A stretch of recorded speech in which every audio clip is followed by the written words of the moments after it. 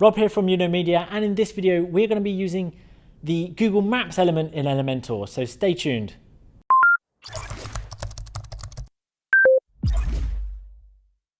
At Media, we help companies to grow and thrive using the latest tools, tricks and marketing techniques. From websites to online marketing, automated sales funnels, social media and much more. We're always releasing new content on our YouTube channel, so make sure you click the like, subscribe and notification button to make sure that you don't miss out. Just before we get going, I want to tell you about an exclusive offer we have on at the moment. We're giving away free access to our paid Hub platform to the first 50 people that click the link in the description. We're going to be putting this link in the description of all of our videos, so make sure that you get in there as quick as you can. Within Hub we have created over 100 training videos in 13 courses, including a course on how to build a website using Elementor. You'll also find recorded webinars and a host of other free content, so remember to click the link in the description.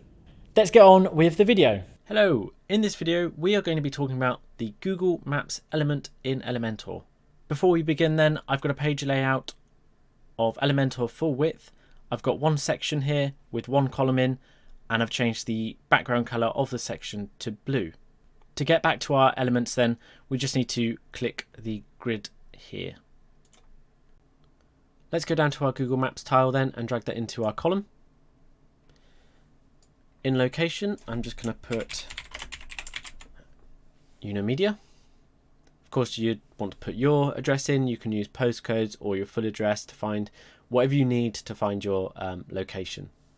We've also got zoom level then, so we can zoom right in on the location, or we can zoom right out if we like. Let's just go with that default 10. And we've also got the height, so as we increase this, the map will get larger and smaller as we decrease.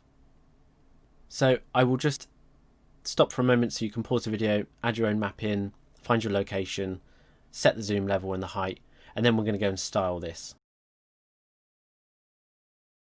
Okay, let's go up to style then. We've got normal and hover options then. So in normal, we've got some CSS filters. So we can make this blurred. We can change the brightness. Let's just get rid of the blur for now. We can change the contrast. We can saturate. And we can play around with the hue, which obviously won't work if we're saturating the image. So if we go to hover then, we can make it so that when we hover our cursor over the map, it restores back to the default colors and CSS filters. So if I just click here, these settings are all the natural settings, if you like. So when I hover over, it transitions back to the normal colors. We can change the duration of this transition as well. So if I put it up to max, you can see it slowly comes in. And if we don't want those settings, we can just click back to default. Of course, there are some more advanced options. We've got margins and padding. I will just put some 20 padding around that, 20% padding around. There we go, so it puts it nice central in that block. The other settings here in advanced have their own videos, so go and check those out. Other than that though, that's really much all there is to it. So when you're done, don't forget to click the green update button, and we will see you in the next video.